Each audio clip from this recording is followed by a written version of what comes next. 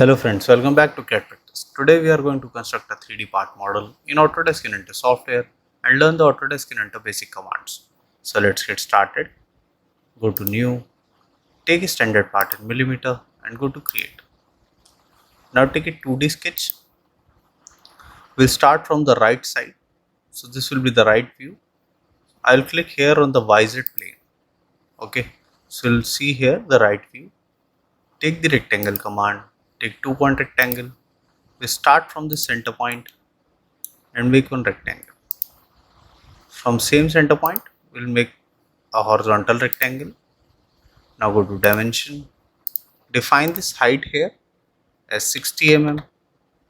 Okay, and define this as 50 mm. Now here define this width of 15. Similarly, this also 15 mm. Now finish sketch. Here take extrude. Select both the profiles. Here we are going to take symmetric and take here a dimension of 100 mm. So this will be an extrude of 100 mm and press OK. Now here go to fillet. Take a fillet radius here of 15 mm. Go to edge selection. Select all the corners, first, second, third and fourth. Now press OK. OK. Now go to part 1. We have constructed this profile and this fillet profile. Now we are going to construct this middle profile. Go to part 2. For middle profile, go to origin. Select the YZ plane again. Go to create sketch. Here take the rectangle command. Take 2-point rectangle. We'll select this top end and make till this point. Okay. Go to dimension. Select this line. Select this back face. Give here a dimension of 45 mm. Now finish sketch. Take extrude. Here we will take again symmetric extrude and dimension will be 44 mm. Now press OK. So this will merge with this old profile. Now select this face. Go to create sketch. Here zoom in. Take the rectangle command. Take 2-point rectangle. Here make one profile like this. Go to arc, select 3-point arc, select this point and make one arc profile. You can see the tangent constraint already done. Now go to dimension, define this height here as 25 mm and the radius of this arc will be 12 mm. Okay.